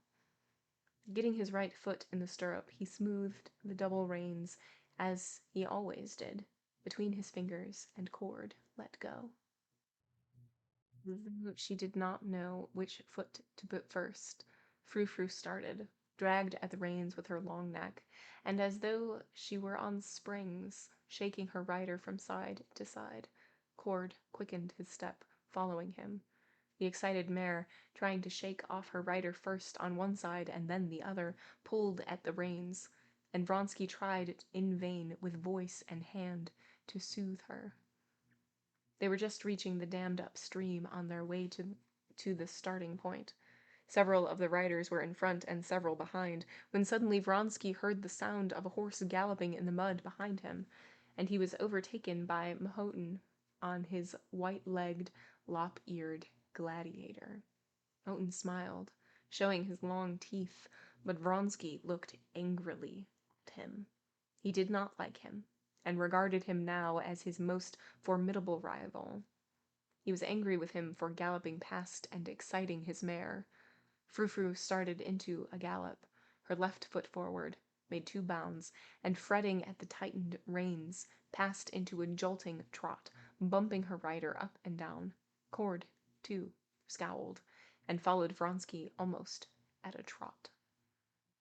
End of chapter 24. Okay, so Vronsky had left Anna's house and just leaves. And he didn't even look to see what time it was. He looks at his watch. It's like, oh no, it's 5 o'clock. I'm going to be late for the race. But he promised that he would go to and visit Bryansky. So he goes to visit Bryansky. He's only there for 5 minutes, and then he hurries super fast back. And the quick travel and like the change in focus has helped him sort of like not ruminate on his discussion with Anna. And so he makes it to the stable, he hops on his horse, and there is still time. Great. And Anna is there, and so is her husband. And somebody's like, oh, did you see Anna? And somebody else was like, oh, she's over there. And Vronsky doesn't even look at her. He just goes immediately to the horse, hops on. Cord is giving him some pointers, and yeah, now they're getting ready to go. And we have an arch nemesis riding Gladiator. Chapter 25. There were 17 officers in all riding in this race. The racecourse was a large 3-mile ring of the form of an ellipse in front of the pavilion. On this course, 9 obstacles had been arranged. The stream, a big and solid barrier 5 feet high, just before the pavilion, a dry ditch, a ditch full of water, a precipitous slope, an Irish barricade, one of the most difficult obstacles, consisting of a mound fenced with brushwood, beyond which was a ditch out of sight for the horses, so that the horse had to clear both obstacles or might be killed. Then 2 more ditches filled with water and 1 dry, and the end of the race was just facing the pavilion. But the race began not in the ring, but 200 yards away from it, and in that part of the course was the first obstacle, a dammed-up stream, 7 feet in breadth, which the racers could leap or wade through as they preferred. 3 times they were ranged ready to start, but each time some horse thrust itself out of line and they had to begin again. The umpire who was starting them, Colonel Sestrin, was beginning to lose his temper when at last, for the 4th time, he shouted, "Away!" and the racers started. Every eye, every opera glass, was turned on the brightly colored group of riders at the moment they were in line to start. "They're off! They're starting!" was heard on all sides after the hush of expectation.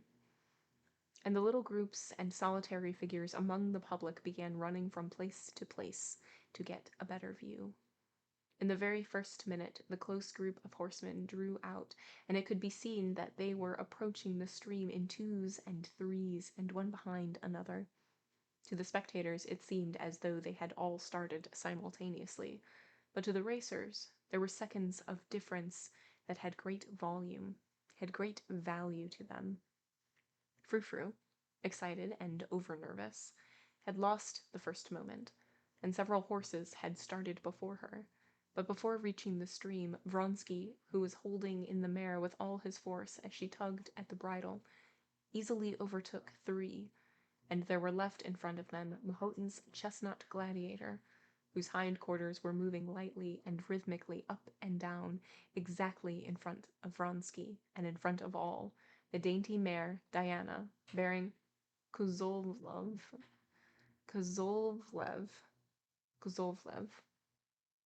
more dead than alive. For the first instant, Vronsky was not master either of himself or his mare. Up to the first obstacle, the stream, he could not guide the motions of his mare. Gladiator and Diana came up to it together, and almost at the same instant. Simultaneously they rose above the stream and flew across to the other side. Frou-Frou darted after them as if flying, but at the very moment when Vronsky felt himself in the air, he suddenly saw almost under his mare's hooves Kuzovlev, who was floundering with Diana on the further side of the stream.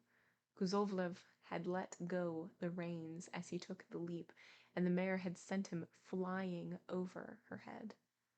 Those details Vronsky learned later. At the moment all he saw was that just under him, where Frou-Frou must alight, Diana's legs or head might be in the way. But Frou-Frou drew up her legs and back in the very act of leaping, like a falling cat, and clearing the other mare, alighted beyond her. Oh, the darling, thought Vronsky. After crossing the stream, Vronsky had complete control of his mare, and began holding her in, intending to cross the great barrier behind Mahotin and to try to overtake him in the clear ground of about 500 yards that followed it. The great barrier stood just in front of the imperial pavilion. The Tsar and the whole court and crowds of people were all gazing at them, at him, and Mahotin at length ahead of him as they drew near the devil, as the solid barrier was called.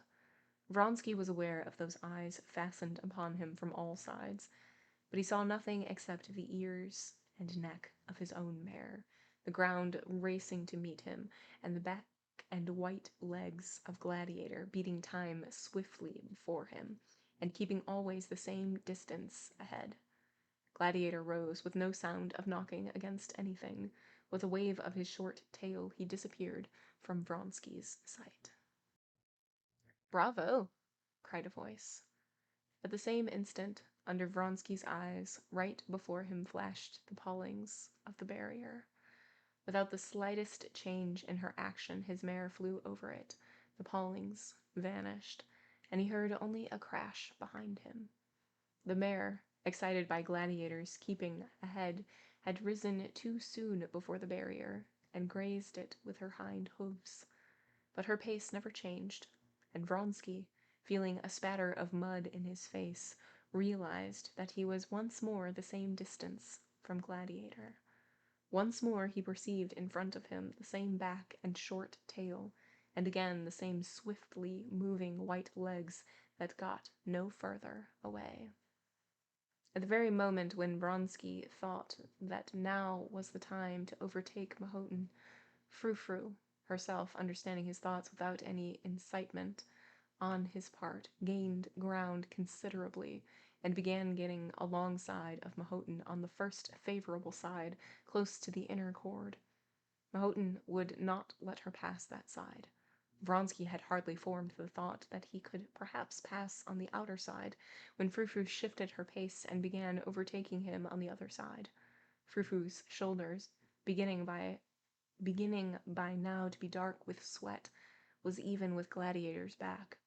For a few lengths they moved evenly, but before the obstacle they were approaching, Vronsky began working at the reins, anxious to avoid having to take the outer circle, and swiftly passed Mahotin just upon the declivity. He caught a glimpse of his mud-stained face as he flashed by. He even fancied that he smiled. Vronsky passed Mahotin, but he was immediately aware of him close upon him, and he never ceased hearing the even thudding hooves and the rapid and still quite fresh breathing of Gladiator. The next two obstacles, the watercourse and the barrier, were easily crossed, but Vronsky began to hear the snorting and thud of Gladiator closer upon him. He urged on his mare, and to his delight felt that she easily quickened her pace, and the thud of Gladiator's hooves was again heard at the same distance away. Vronsky was at the head of the race, just as he wanted to be, and as Cord had advised. And now he felt sure of being the winner. His excitement, his delight, and his tenderness for Frou-Frou grew keener and keener. He longed to look round again, but he did not dare do this, and tried to be cool and not to urge on his mare so to keep the same reserve of force in her as he felt that Gladiator still kept. There remained only one obstacle, the most difficult. If he could cross it ahead of the others, he would come in first. He was flying towards the Irish barricade. Frou-Frou and he both together saw the barricade in the distance, and both the man and the mare had a moment's hesitation. He saw the uncertainty in the mare's ears and lifted the whip, but at the same time felt that his fears were groundless. The mare knew what was wanted. She quickened her pace and rose smoothly, just as he had fancied she would, and as she left the ground, gave herself up to the force of her rush, which carried her far beyond the ditch, and with the same rhythm, without effort, and with the same leg forward, Frou-Frou fell back into her pace again. "Bravo, Vronsky!" he heard shouts from a knot of men. He knew they were his friends in the regiment, who were standing at the obstacle. He could not fail to recognize Yashvin's voice, though he did not see him. "Oh, my sweet," he said inwardly to Frou-Frou, as he listened for what was happening behind. "He's cleared it," he thought, catching the thud of Gladiator's hoof behind him. There remained only the last ditch, filled with water and 5 feet wide. Vronsky did not even look at it, but anxious to get in a long way first began sawing away at the reins, lifting the mare's head and letting it go in time with her paces. He felt that the mare was at her very last reserve of strength. Not her neck and shoulders merely were wet, but the sweat was standing in drops on her mane, her head, her sharp eyes, her sharp ears, and her breath came in short, sharp gasps. But he knew that she had strength left more than enough for the remaining 500 yards. It was only from feeling himself nearer the ground, and from the peculiar smoothness of his motion, that Vronsky knew how greatly the mare had quickened her pace. She flew over the ditch as though not noticing it. She flew over it like a bird, but at the same instant Vronsky, to his horror, felt that he had failed to keep up with the mare's pace, that he did not know how, made a fearful, unpardonable mistake in recovering his seat in the saddle. All at once his position had shifted, and he knew that something awful had happened. He could not yet make out what had happened, when the white legs of a chestnut horse flashed by close to him, and Mahotin passed at the swift gallop. Vronsky was touching the ground with one foot, and his mare was sinking on that foot. He just had time to free his leg when she fell on one side, gasping painfully, and making vain efforts to rise with her delicate, soaking neck. He fluttered on the ground at his feet like a shot bird, the clumsy movement made by Vronsky and broken her back, but that he only knew much later. At that moment he knew only that Mahotin had flown swiftly by when he stood staggering alone in the muddy, motionless ground, and Frou-Frou lay gasping before him, bending her head back and gazing at him with her exquisite eyes, still unable to realize what had happened. Vronsky tugged at his mare's reins. Again she struggled all over like a fish, and her shoulders setting, the saddle heaving, she rose on her front legs, but unable to lift her back. She quivered all over again, and fell on her side. With a face hideous with passion, his lower jaw trembling and his cheeks white, Vronsky kicked her with his heel in the stomach and again fell to tugging at the reins. She did not stir, but thrusting her nose into the ground, she simply gazed at her master with her speaking eyes. "What have I done?" he cried. "The race lost, and my fault, shameful, unpardonable, and the poor darling, ruined mare. What have I done?" A crowd of men, a doctor, and his assistant, the officers of his regiment, ran up to him. To his misery he felt that he was whole and unhurt. The mare had broken her back, and it was decided to shoot her. Vronsky could not answer questions, could not speak to anyone. He turned, and without picking up his cap that had fallen off, walked away from the racecourse, not knowing where he was going. He felt utterly wretched. For the first time in his life, he knew the bitterest sore of misfortune, misfortune beyond remedy and caused by his own fault. Yashvin overtook him with his cap and led him home, and half an hour later Vronsky had regained his self-possession. But the memory of that race remained for long in his heart, the cruelest and bitterest memory of his life. End of chapter 25. What a way to end. Okay, so now we have the race. Now we have the race, and Frou Frou is just doing great. There's all these obstacles in this race, though. It's not like, going to the races with your big floppy hat and they just run in a circle. No, no, no, no. There's like ditches, lots of ditches. Some of them are dry and some of them are full of water. And then there's this fancy obstacle called the Irish barricade, and it's like two things back to back. And so if you don't see it correctly, or if you don't measure it right or whatever, the horse is gonna die because it's a big jump that's needed, and not everybody does a big jumpy.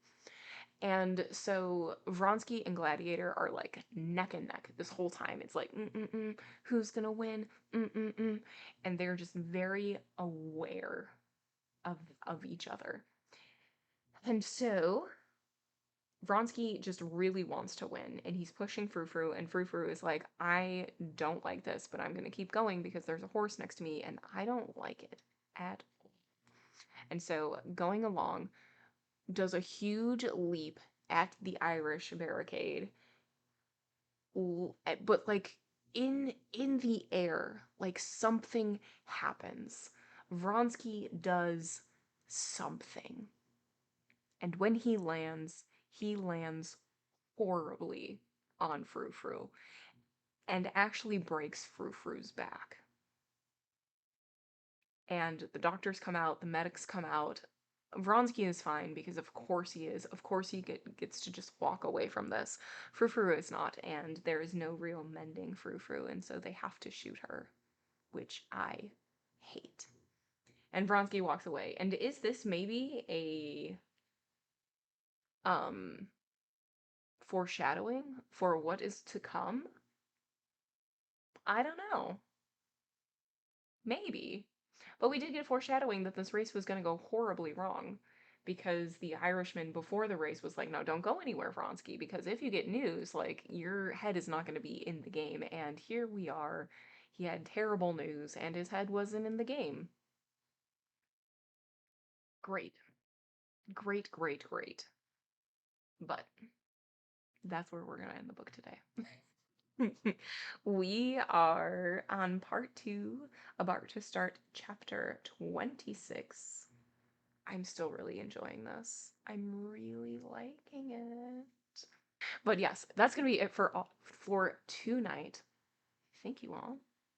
As always, you're amazing. As always, whether you lurk, whether you chat, I 1000% appreciate you. And I 1000% appreciate your support. If I don't see you next time, I hope to see you very soon. Bye.